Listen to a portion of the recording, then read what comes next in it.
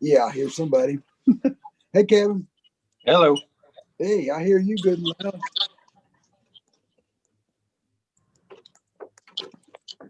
Let's see. There we go. Maybe.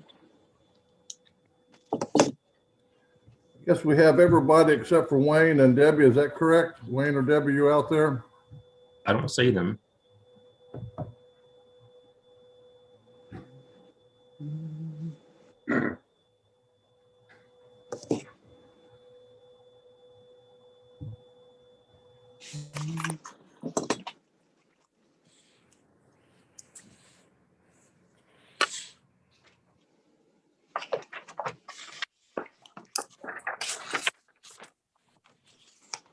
What about Mark? Do we have Mark there, Rains? Yeah, Mark's on. Okay. Yeah, I'm here, Stan. I was just muted. All right, thanks.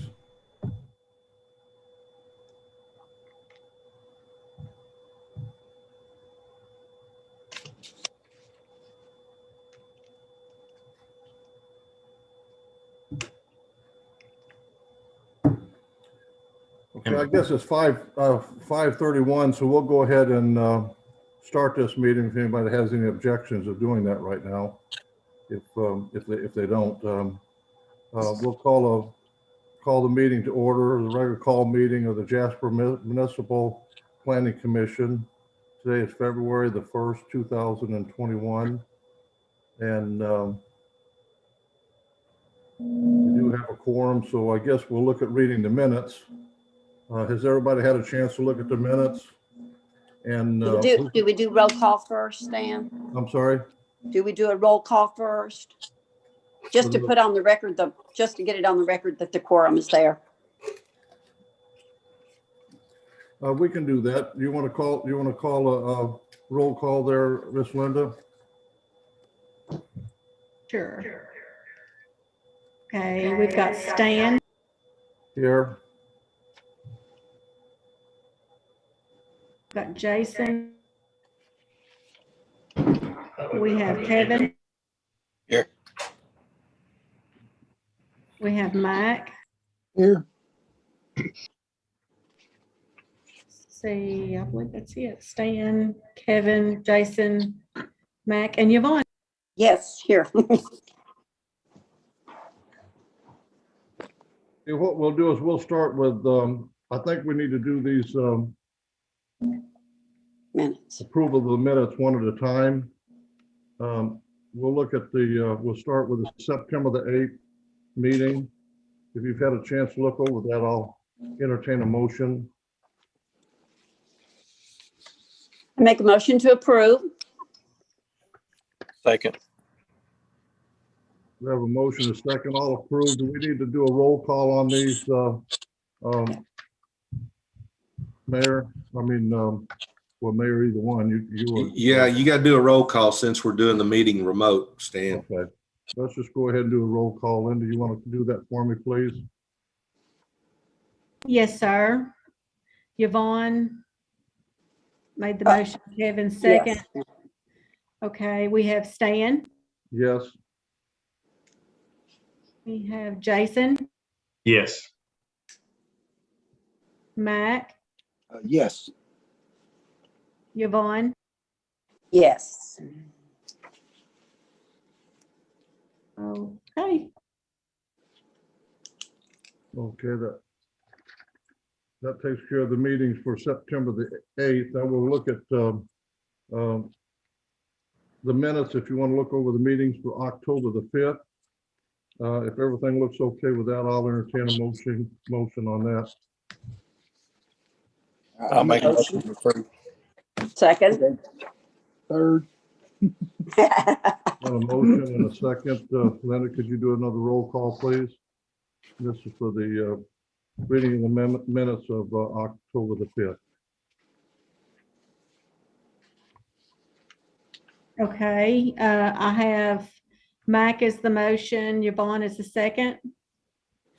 Stan, Yes. Kevin, Yes. Mayor Turner. Yes. And Oh. with it, Mac. That's all a minute. Yeah. Yes, for me. Moving on Okay. to the, Am I, go ahead, I'm sorry, Lynn. okay, on the October 5th, Mac made the motion, correct? Or Kevin, we both think, we Yeah, both yeah. said at the same time, doesn't matter. Okay.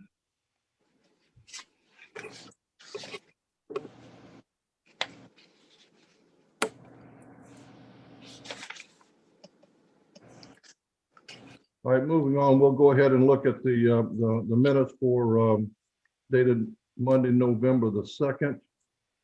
I'll entertain a motion on those after you've had a chance to go over those. Motion to approve. Second. Motion is second. Do we want to have a roll call for that there, Linda, please? Yes, sir. Stan, Yes. Mac, Yes. Mayor Turner, Yes.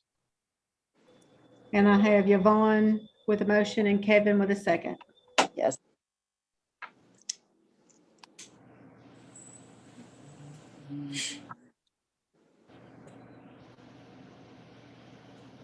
Moving on to the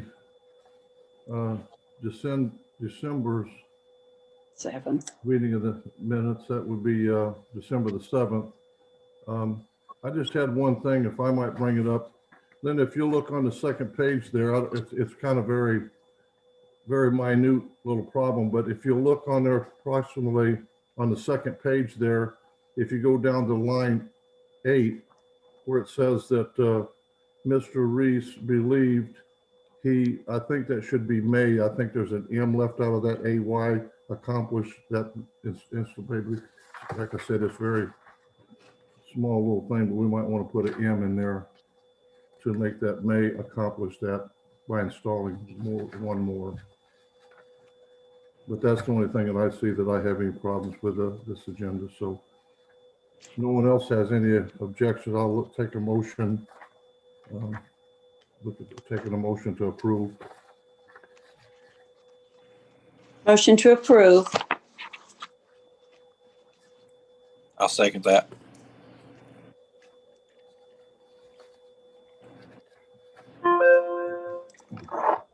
Okay, we've got a motion to approve, and if you'll do the roll call again, Linda, please. Yes, sir.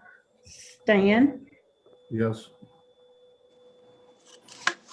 Mayor Turner, Yes. Mac, Yes. I have Yvonne motion, Kevin second. Yes. Yes.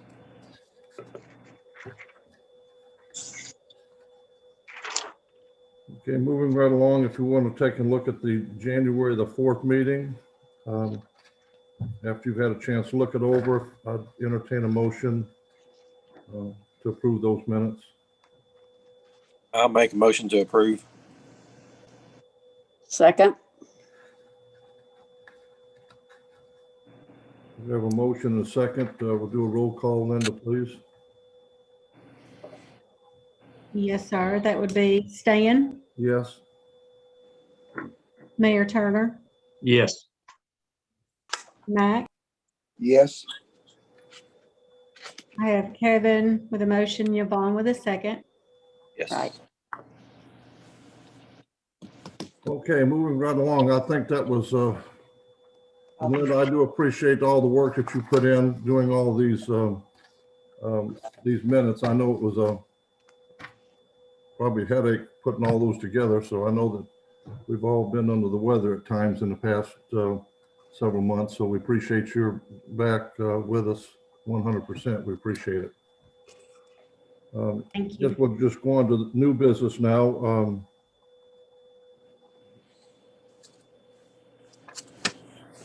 I guess we have Earl Gearing has, I guess, some questions defining agricultural use in the residential zone. Is that correct, Earl? Yes, ladies and gentlemen, a couple of weeks ago, I had a call from Darrell Elmore, 1730 Valley View Road. is an R1 district. And he inquired, and I think y'all remember a year or so ago, he's the one that's got that big gravel lot up there that he was going to park tractor trailers on. And he was denied a permit, and he appealed that, and the appeal was denied too. But anyway, he asked me about the possibility of putting in a chicken house, bringing some cattle, building a barn. So I looked up R1, and the second use under R1 is agricultural uses. Okay. Problem is, in my opinion, either one, I mean, even R2 says you can have any, if it's okay in R1, it's okay in R2. I think for the good of the property owners in R1, that either that agricultural use would need to be, a conditioned use based on, how many acres you got or whatever. But as it reads, and I talked with Chad, and I also talked to our city attorney about this, and they both say that agricultural uses would include a chicken house, a barn, and putting cattle on the property. Now, my opinion would be that you might need to change that, or at least define agricultural uses, because this could, a person could have a half-acre lot and put a chicken house on it in the middle of an R1 district. So I think it needs to be discussed, and you guys are the ones that make those changes, and I think you need to be aware of that and do whatever you need to do, to whatever is going to please the planning commission, and do the best thing you can for the R1 and R2 people. Typically, a barn, per the state of Tennessee, and any agricultural use building does not require a building permit. You can build a barn without a permit. You can build a chicken house without a permit. Anyway, be ready for any of y'all discussion on that. We're not talking about a commercial chicken house, are we? Well, I'm not sure what commercial means. Agricultural. I do not know anything. Mr. Elmore could put a commercial chicken house on his property if he wanted to. That's an agricultural use. So yeah, if he's got a market for it, he can do it. Does the town of Jasper have any definition of what commercial uses is, and that as defined by, I guess, agricultural uses? Do we have anything in the town that would state what that is? No, sir, you do not. That's why this has become an issue where it just strictly says agricultural uses. If you look at state law of all the different type uses that are protected under different sections of TCA, that opens it up to pretty much anything. In your agenda packets, I've given you some samples of what other communities do as far as defining agricultural uses. Now, in a lot of those cases, they're not necessarily allowing for poultry and cattle and horses and that sort of thing. They're talking about gardening and small scale type things. Now, in your zoning ordinance, you do have an agricultural district, but it doesn't necessarily specify either what all that includes. So let me just put up on the screen here what you have. This is what it says in your R1 district. Now, it just strictly says agricultural uses and nothing else is mentioned. If we scroll down here, just like Earl said, anything that's permitted in R1 is also in R2. So that would mean it's permissible there. And then this last section right here, 14-503, this is the only section you have in your ordinance that talks about your agricultural district. And of course, it talks about, crops and tree farming and livestock and whatnot. So that's more closely related to what you typically have. But for an R1 district, those are not things you'd usually have in those districts. So I gave you some sample definitions of what Kimball and Dunlap and Monteagle have in their ordinances. So if you did decide you wanted to allow that type of use, you might want to scale down what that actually means.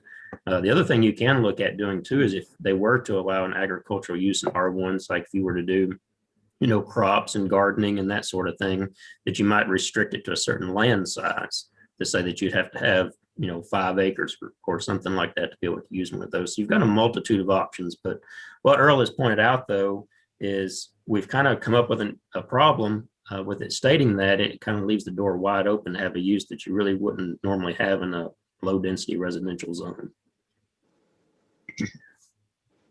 Wow. And part of the issue that you're going to run into is all the property that we've got existing now is grandfathered in. So any change you make to the agricultural use language is only going to apply to the parcels that are going forward. Are there any parcels in the town that are being used in an agricultural manner, Mark? Yeah, we've got some property down toward, but I think that's in the industrial zone. Though there's some fields down, what we always called the bottoms. You've got some property out along the Sequatchie River that they do some farming out there, but it's not in subdivisions or anything like that. There's some subdivisions that are not far from it, and I think that's probably the only one there. I don't know that they're farming any of the property that we incorporated into the city when we went out and annexed Loves. I think that part of that had been rezoned commercial, but I mean, there's a 120 something acre tract out there, but I don't think they're planting any crops, or I don't even think they're harvesting hay off of it. I mean, if they're already being used in that manner, they'd be grandfathered regardless of what we do. So that doesn't really sound like a problem for us. It's really just what we could anticipate in the future. Because like Yvonne mentioned, a commercial chicken house, if that was something permissible, I mean, you've seen a lot of those driving around in Marion County where they raise poultry for restaurants and whatnot, and may have 90,000 chickens at one time. I mean, that's not something you want to have in your residential districts of town. Now, I did want to mention, though, this particular property does adjoin an agricultural district, and it's fairly large in size. So let me just swap over here to the map and we'll take a look at it. So this is, I believe, Earl, is this the correct parcel? Yes, that's it. Yeah. So it adjoins agriculture in your town. I mean, it's not like we're talking about in a downtown neighborhood or a subdivision or anything like that. So the area that it's located, maybe perhaps if that's something he wants to do, rezoning the property might be more beneficial to him. I mean, last time we discussed this property, we're talking about, commercial truck parking and whatnot. I mean, that's, we're on a whole different issue altogether now. So agricultural might be a better use of it, but we do need to consider whether or not we want to keep agricultural uses as an allowed use in R1. And if so, how do we want to define that? Or do we want to take it out altogether? Well, another problem that, that's at issue with this particular property is the neighbors and the property owner are, at each other's throats. And so I'm surprised he's putting a chicken house instead of a pig farm. But I mean, it's just one of those deals. I mean, he does have a large lot that says it's approximately 7.42 acres is what it calculates out to be. Mhm. Well, I didn't have any choice but to tell him he could probably do whatever he wanted. He could do that. I didn't. I talked with I talked to the city attorney and I talked with Chad both, and their opinions were that they were seeing it. Nothing. I had no dog in the fight. No.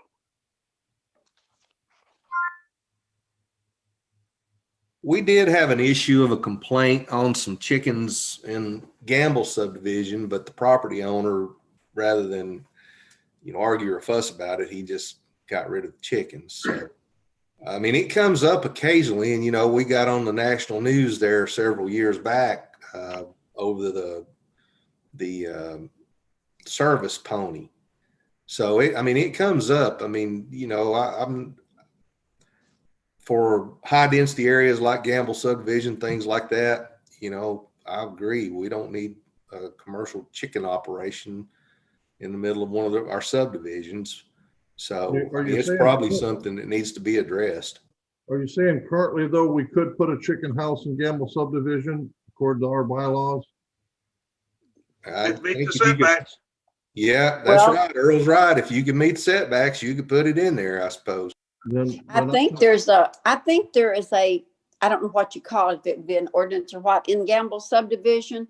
I actually don't think it's allowed in the subdivision.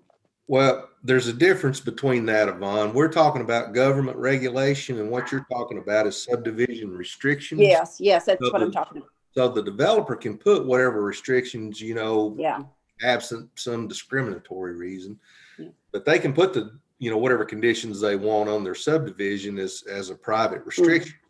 And I think But they as do far have as that the on city- Gamble.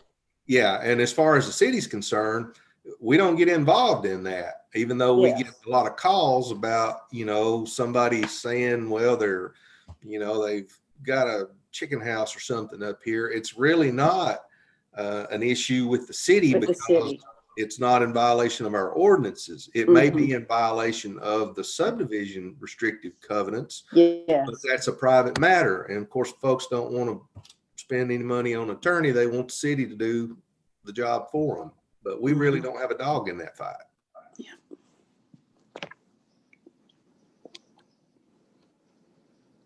Okay, any more discussion on, does that answer your questions there, Earl? Oh, yeah, I just want to make everybody aware and of what happened, and just because I know when that chicken house or whatever it is starts going in, we're going to have complaints from the neighbors to Yeah. run in.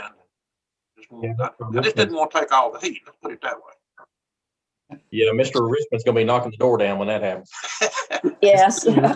We just don't want that, you know, like chicken coops, people with these little chicken coops. You hate to regulate that kind of thing. You know, like a family that's got a few acres and they happen to be in the city, and a little chicken coop. I personally don't see the harm, but you know. Well, it could be a use on review, and on the review, then you'd have to have so many acres of property, and it would have to be, you know, hidden from public view or whatever, you know, whatever y'all wanted to make it restrict, how you want to restrict it. Now, like for a big commercial chicken Oh, yeah. house, I could see definitely we would need to do something there. But, you know, regulating little chicken coops and things like that. Well, like I say, that's something y'all need, in my opinion. I just want to bring it up, bring it to everybody's attention, and see if you want to take any action on it in the future.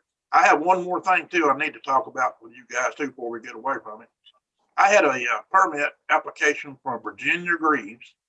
Address is 774 Industrial Boulevard. She's wanting to put a carport behind the house. Well, that's all well and good. But I looked it up, and that property still shows up as being in the industrial district. Chad and I, I think we crossed this path in the past, and I'm not really sure how we ever ended it up, whether it is in a residential district or in an industrial district. But the map shows it's being in an industrial. Yeah, it's an industrial district. So I can't give her a permit for a carport. Well, was it industrial when she built the house? She didn't build it; she bought it. And I presume it's been that way. Right there, it is. Yeah. So She really, bought this the, sort bought of the Every house. house situation- on that road, it's in the industrial district. She bought the house from Harvey Cameron, so I guess we can find out real quick. I what it guess, Well, was. You know, I'm just at alert you whether I can give her a permit or not. Right. but it's sort of like the same issue we had on Colville Avenue. You know, those properties were an industrial district. He wanted to build a garage, and we denied him until it was rezoned. Mhm. And they could continue to use both properties as residence, same as Miss Greaves' property. She can use it as a residence, but your non-conforming use section calls for there to be no expansions of that use on the property unless it's in compliance with your ordinance.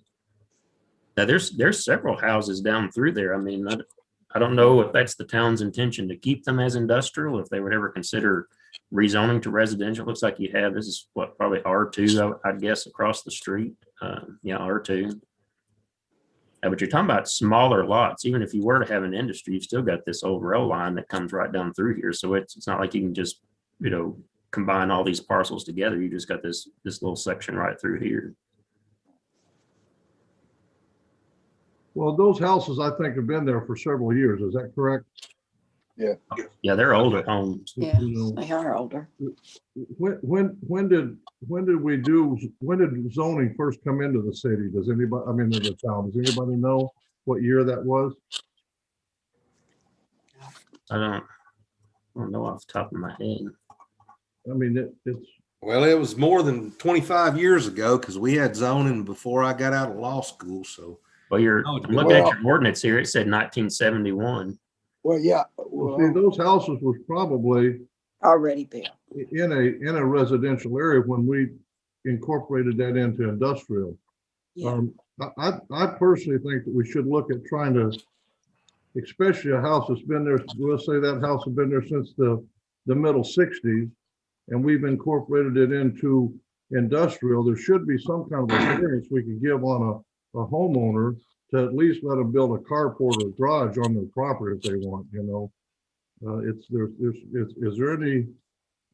there any leeway like that, Mark, that we could look at doing a variance or something? I was going, Chad, is this a new owner or was this existing owner? You said they bought it from, or something, Harvey. Max said they bought it from Harvey, right? Yeah. I Okay, was so it's a involved. new Yeah. owner? Yeah, we'd have to do some sort of variance to grant that. It's a modular home. Okay. I mean, you know, we've done that in cases in the past.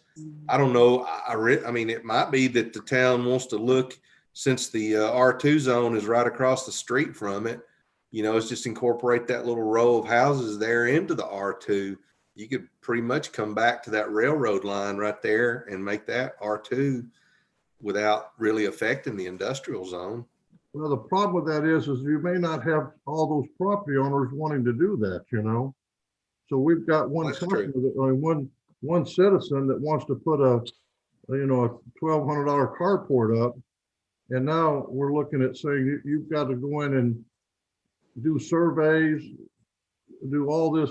I mean, it would be extensive to try to get all those property owners to rezone all their property for someone to put a $1,200 carport up. But in a variance, don't you just get the other home, the neighbors to agree to that? And that's how the variance process works? No, the other neighbors don't really have a dog in that fight. It's up to the planning commission to. Well, you know, Planning commission. when I've asked for variances, in the past, when I've asked for variances, well, in other places, I guess, I think I have asked for a variance in Marion County too, but it was the neighbors signed off and agreed to. Well, I mean, it's always good to have agreement with the neighbors, but it's not absolutely necessary. In other words, if, you know, one of them came in and said, well, I don't want her to put a carport there. Yeah, we were required to Planning send commission notices. still decide to do it.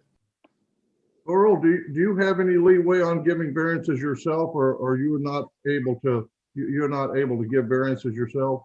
No, only the Board of Zoning Appeals can give a variance. Okay. So I guess the position we're in right now is Earl's brought that to our attention, but really it's on the property owner to come to the planning commission, to ask for the variance at this point. I don't think we should. And I think that would be the easiest way for them to do. Act on it, you know, right now until we ask to act on it. Yeah, and I had that off before we get to that point. Earl would, boy, he's saying it would have to deny it based on what your ordinance says. You'd have to deny the permit. And here's the issue that we have. This is the non-conforming use section of your zoning ordinance. And what it says is that a non-conforming use cannot be extended or enlarged except in conformity with this ordinance. And like I said, that's the same thing we ended up with on Colville Avenue. Because it wasn't a permissible use to be used as residential property, it became this non-conforming use. So that meant they couldn't further expand. So you couldn't grant a variance to give something that your ordinance says you can't have. What it would mean is you would need to modify this section of your ordinance to allow for certain provisions in cases where it's zoned industrial or you have an existing use or something like that. You'd have to make some provisions in this ordinance because you can't just grant something totally opposite of what the ordinance specifically states. The other option would be to actually rezone all of those parcels. And that would just simply be an ordinance of the town to change the zoning, and you notify all the property owners, and they may or may not want that. But those would really be the two options in order to solve that issue if you wanted to put a carport there. I would say the easiest thing to do right now is just ask Ms. Greaves to ask the planning commission to rezone her property to R2. She got it across. But you can't pick one out. Yeah. Yeah. Well, she abuts the R2 zone, so yeah, it wouldn't be spot zoning to bring her in. It'd just be a little extension of the R2 across the street there. My guess is if there are other homes on either side of it, they would probably want to be rezoned to residential as well. And this part that's in your ordinance, I don't know the legalities of this, Mark, if this is something that's even permissible to do, but the ordinance stated that even after 20 years, that everything has to be brought into compliance, meaning if it's residential, that has to go away and it has to come into compliance. I've never known any community to do that, but that section is in here. Most don't have that. Yeah, we ain't gonna wake that dog up. Well, it seems to me like those homes over there would be grandfathered in if that was done before zoning, before there was zoning. It seems like they'd be grandfathered in. And they are, that's what they're classified as a non-conforming use. That this is your grandfathering provision of your ordinance. But what Chad's saying is that after 20 years pass, we're supposed to go in there and tear the property down because it's non-conforming, and we ain't gonna do that. No, nobody does that. Like I said, this is something old that nobody does and goes by. So, you know, if you did look at amending it, I'd definitely take this section out. But I'm just showing you, this is what it says in your current ordinance in regards to those type of uses. So, I mean, if they've got a residence and you had this on the books and I was a lending institution, I'd be wary of lending to them because of what it says here, because you can't rebuild it, you can't add on to it. So, you know, changing these provisions here or rezoning the property, I think are the best options for them. Well, you bring up a good point, Chad, because most of those folks that live in those houses have been there since the early 60s or maybe even before. But just like's happened with Miss Grieve here, you know, she's bought the property from Harvey. As those folks get older and pass on or, you know, move away or whatever, then that property, you know, it does. I mean, new property buyers come in and then, you know, it's like, okay, well, you know, now we have this situation with the ordinance. So, I mean, it's something that probably needs to be looked at in that area because those folks are not getting any younger, at least the ones I know down there. Well, and I think that we need to do something because I mean, I hate to say that we're not going to follow the regulations on one situation and then follow the regulations on another. We can tell someone, according to our ordinances, we have to tear that place down, but we're not going to do that. But then in the same token, if somebody wants to put up a $1,100 carport, we can tell them, no, you're not going to do that. We're going to stick to that. So that's kind of a catch-22 also. Which rules and laws do we follow? The problem that we're going to run into with that whole section right there, Stan, is I don't think that's constitutional. I don't think it would hold up in a court of law. Whereas if we're regulating the, you know, carports and things like that, there's pretty good case law to establish if as long as it's not some arbitrary or capricious reason that we're denying it, you know, the courts are going to uphold it. If I was a court, ain't no way I'd uphold that about making those folks tear their houses down just because the city changed the zone on it. Yeah, it's wrong. Well, I'm the same way with, I agree with you on that. I would feel the same way, but I'd also feel the same way that if somebody has had a piece of property since 1962 and they wanted to put a $1,100 carport up behind their house and we're going to tell them no, I mean, I don't think that's correct either. So I agree, but I think we can get there just like Chad says, you know, just have Miss Grieve come in and request to be rezoned in to the R2 and it fixes the problem, you know, without her having to, you know, go throughout the neighborhood or come in and ask a variance that we can't grant because it's, you know, it's in violation of our ordinance. And so, I mean, if I think probably Earl, she just needs a little guidance and say, look, you know, if you'll bring this to the planning commission and ask for a rezone, then I think I can work with you and help you out. But she does need to come to the planning commission and, you know, and ask for some relief. We can't just give it to her without her asking. Well, I think probably my deal on this one, say, here's Chad's number. Right. Yeah, that's a good plan.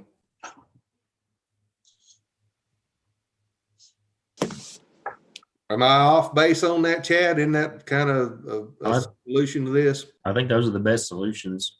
But I do think we ought to look at taking that section out sometime about the 20 years.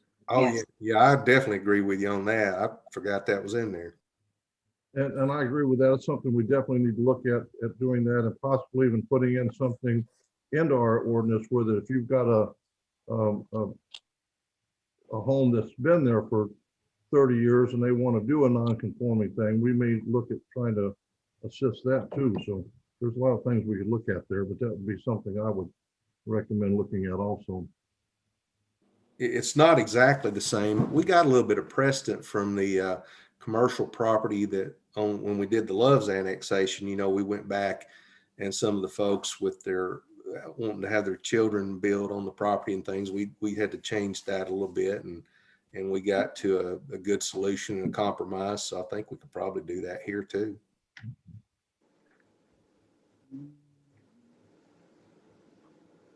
Okay, Earl, do you have anything else for us? No, I've loaded y'all up already pretty much, so I'll quit. Well, we appreciate what work that you do for the town. Yeah, thank you, Earl. Yeah. Thank you. Yes, sir.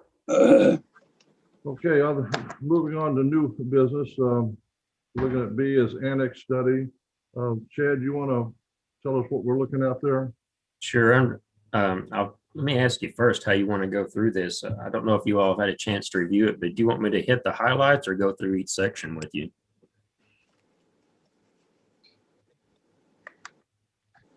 Well, I mean, I've went through it myself, and I think it's up to the other members to see what they're looking at. But I've looked at it, and it's what we're looking at doing is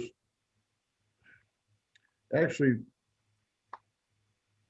proposing to send something to the Board of Mayor and Aldermen. Is that correct? Yes, that's correct. Right. I mean, So I guess let me jump down here in the middle of it. We kind of talked about a timeline the last time, and I'll show you where we are right now. You know, we're right here on the February the 1st. It's kind of, let me move this around. It's kind of cut off on my screen here where I'm looking at it. Got all these meeting controls showing up on top. So this is what was required is that the Planning Commission review and issue a report on the plan of services that was passed by the Jasper Board of Mayor and Aldermen on July the 11th. So this is your opportunity to address any planning related issues and discuss the feasibility of the proposed annexation. So that's currently where we are with the study. The next step will be they will review the report that we will be voting on tonight next week at their February the 8th meeting. And then in March the 8th, they will actually start voting on the plan of services and the resolution and the first reading of the rezoning for the property. And then finally, April the 12th, that'll be when the second reading for the rezoning will come up. It will also be the month that we finalize the zoning. It'll become effective 30 days after its passage on the 8th. So the annexation will actually be effective April the 7th, and then the zoning will be effective on April the 12th. So that's sort of how we are in the timeline right now. One thing I will point out, we talked about this too in the study, but for the next 3 months after it becomes effective on April the 7th, if anything were to, say, a new business were to locate on that property and they were able to open quick enough within that 3-month period, Marion County would be what they call held harmless on property taxes, which means they would get a percentage of the property tax for the next 15 years. So, you know, I don't know that that's going to happen that quickly because we would have to see a site plan and go through the process. But I mean, if we were to receive a site plan tomorrow, I mean, that's always a possibility. So we're hoping not to have anything be established on the property until late July if we go through this process.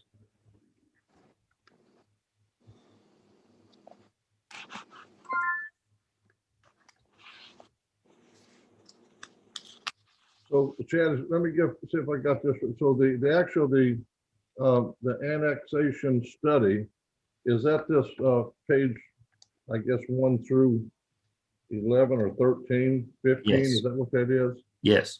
That's the study that you prepared for us, or where did that come from? I put it together for you. And this is similar to what we've done when we did the Speedway annexation, when we did the Loves annexation. I kind of have a template that I go by addressing all the issues. So let's just go through it real quickly. I'll go through it and hit the highlights of it. This first section here on the area description, we're actually talking about 16.21 acres of real property, but there's an additional 12 plus acres just of right of way that we're looking at taking in. Now, of course, on the plat, when the property was subdivided, 1.19 acres of that is located on the west side of TVA Access Road, and then the remaining 15.02 on the east side. So the tract is divided up a little bit. Both have road frontage there as well, 1,736 feet. The other is, what does it say right here? 413.5 feet. So both have good adequate road frontage. And like I said, we're taking in approximately 12 point, this is so small here, I'm trying to read, 12.22 acres of right of way. Now there is a park there that goes up on the mountain. There's a parking lot and a driveway. That's not on TVA property. It appears to be in the right of way. So I feel like we're fine in taking that in since it's not any TVA property, since we didn't have a request from them. But like I said, it's in TDOT right of way. For property tax projections, that's something that would be difficult to project at this time since we don't know what any proposed use would be on the property. So what I did is I took just sort of a caption of property taxes from the Loves, just to give an example of what you could see on that size of property based on your tax rate. And I'm assuming your tax rate is still the 0.41530. Is still correct?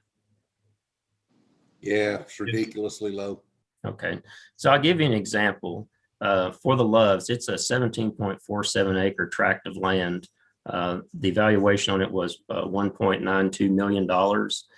Based on your tax rate, when you divide all that out, that was the assessed value. You get roughly $7,900 a year in taxes. For example, the Walmart in Kimball, it has a land market value of $12.29 million and assessed at 4.9. We went by your tax rate, that'd be approximately $20,432.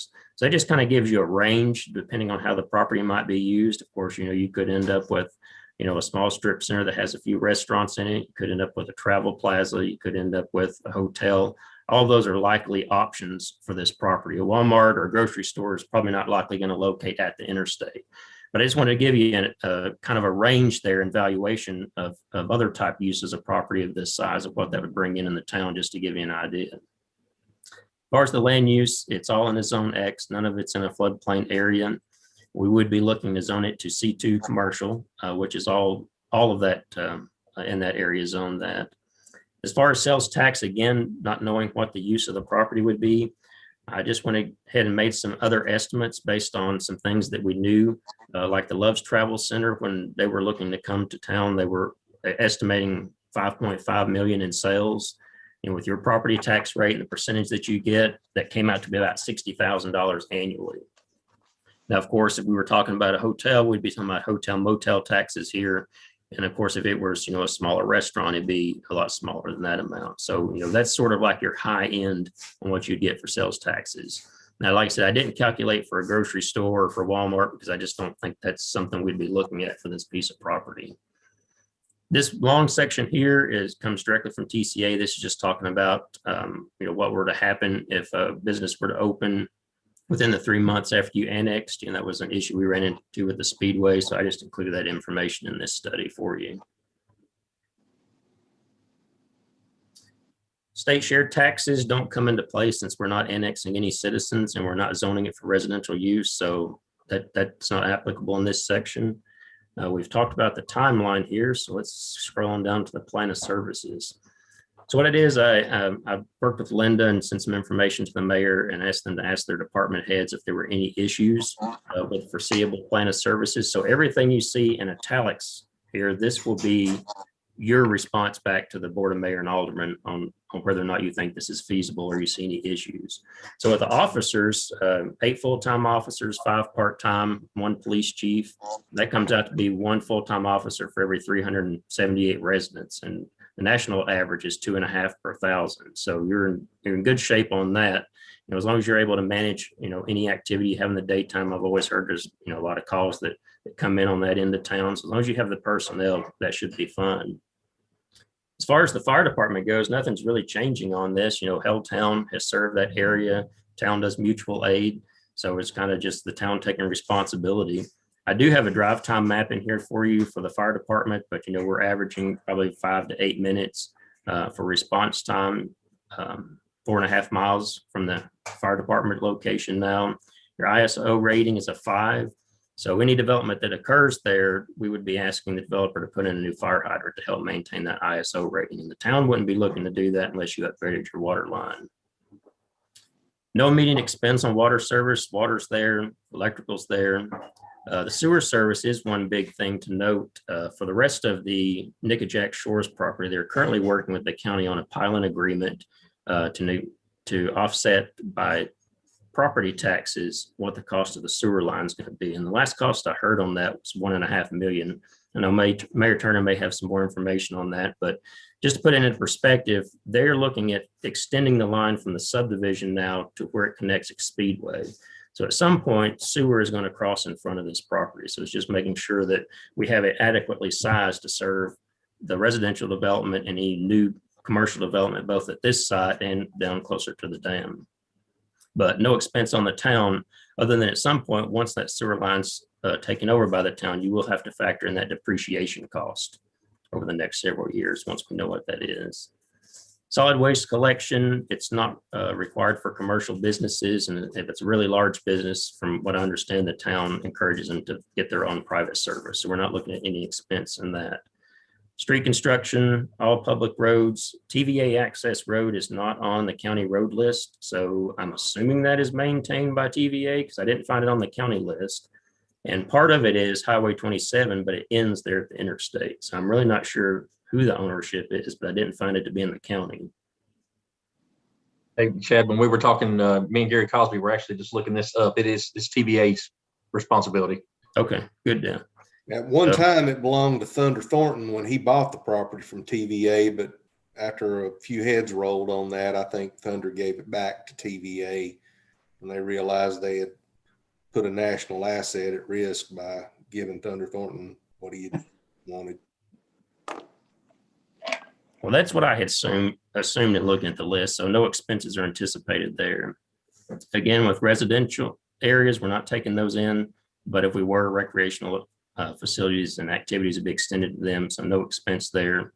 Street lighting, we're not proposing any.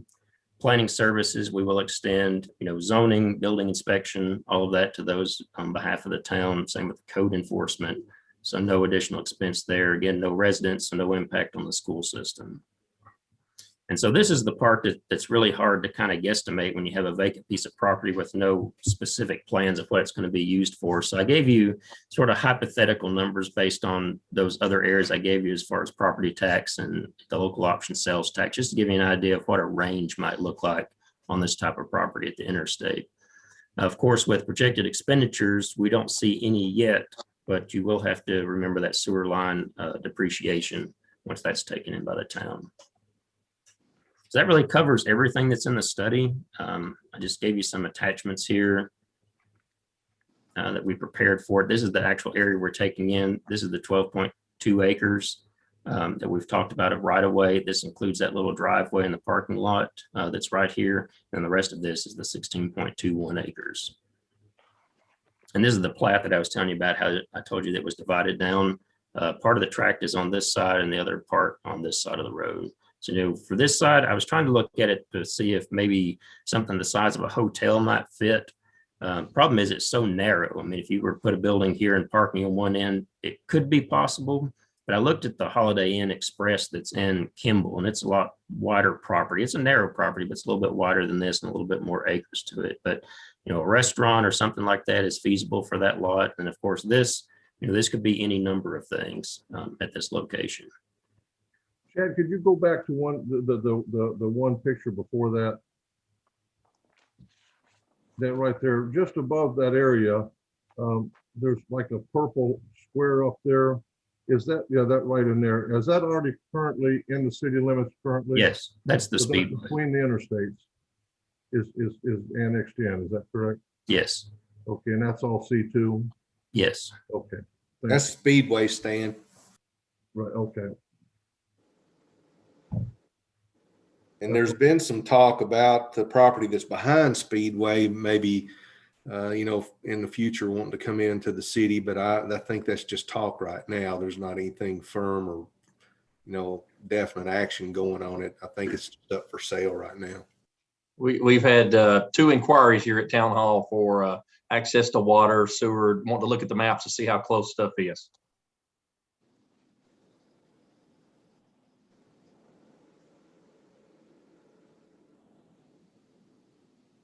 Well, that's the report. I mean, we've gone all through it. Unless you have any questions or comments or concerns about the information that you've seen there, that's pretty much it in a nutshell.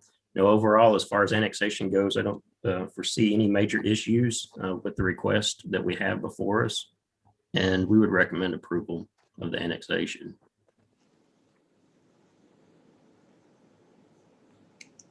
Anybody have any questions or comments for anyone or for Chad or?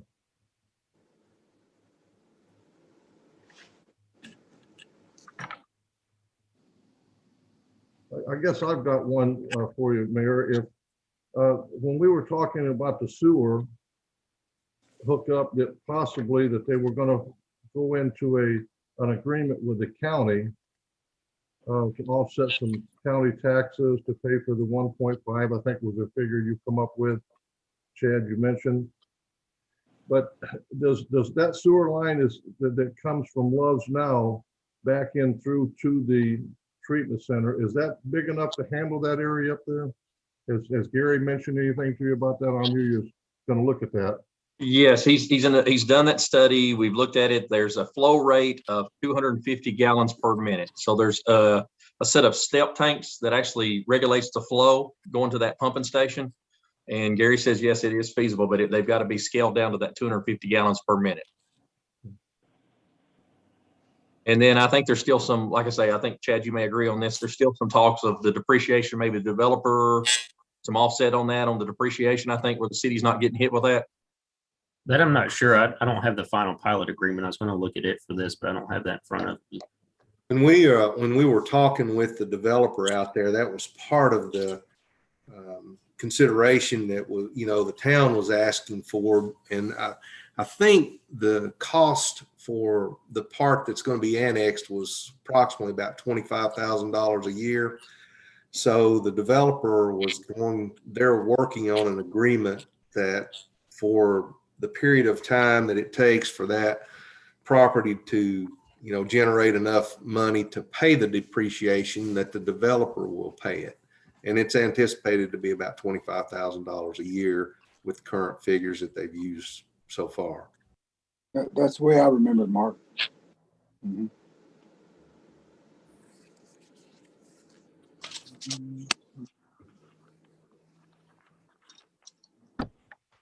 Anything else that anybody wants to discuss?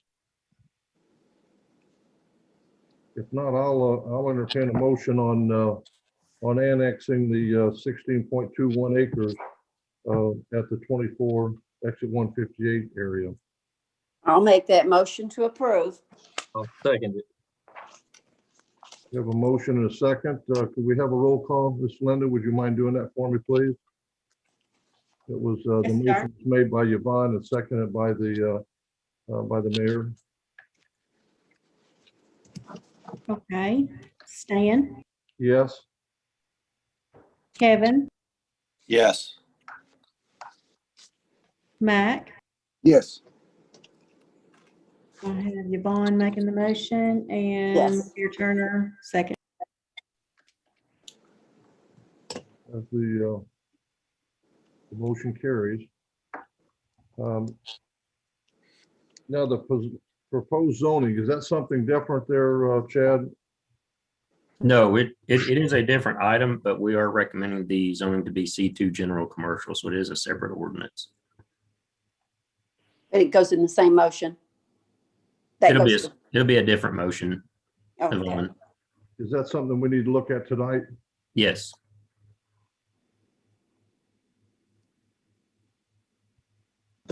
So what we're looking at doing is possibly that 16.21 acres, once it's annexed, we're looking at rezoning it from R1 to C2. Is that correct? Well, currently it's not zoned anything being in the county. So we Okay. will be zoning that plus the right of way to C2.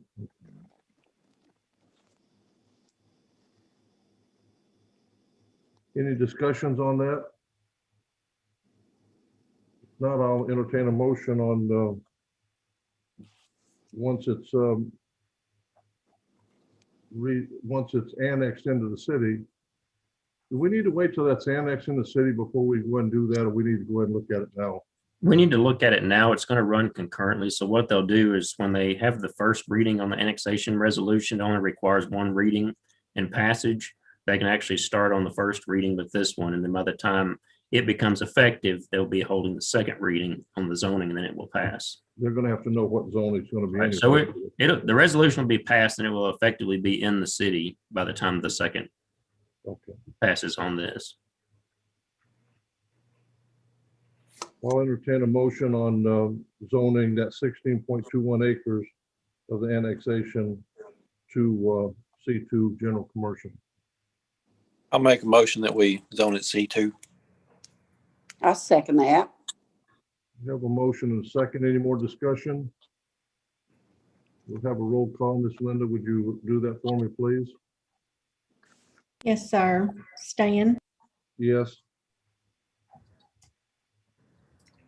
Mayor Turner, Yes. Mac, Yes. Okay, thank you very much. Motion carries. Is there any other properly new business that we need to discuss? Does anybody have anything? Chad, do you have anything you want to bring up? No, sir, I don't have any other business. Any old business? I'll bring something up on the old business. I would, where do we stand, Chad, if you know where we stand on the rezoning of the Colville Avenue? Do you know what stage we're at on that? I do not. I'd have to throw that back to Linda and Mayor Turner to see if they could Okay. let us know. I don't know where that stands. It didn't come through. What we were talking about, Stan? I didn't. What you Well, I talking just about? want to know where we're standing on that rezoning of that Colville property. We sent to the Board of Mayor of Aldermen. We're going to rezone it from industrial to, we recommended rezoning from industrial to C2, the two houses that's built over on Colville Avenue. You're muted, Mayor. It passed our last board meeting. Okay. Yeah.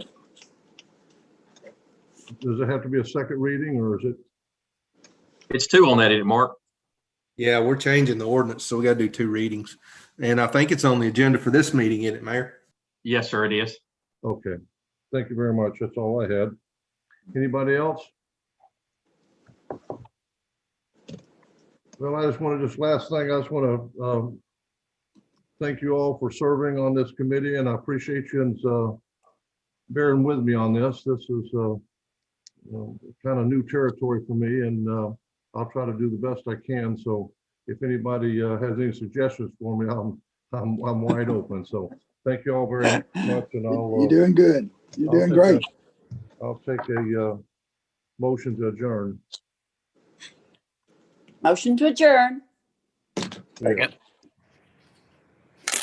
Thank you all very much. Good night, all. See y'all. Bye. Yes, thank y'all. Good night, everybody. Have a good Stay evening. safe. Try to avoid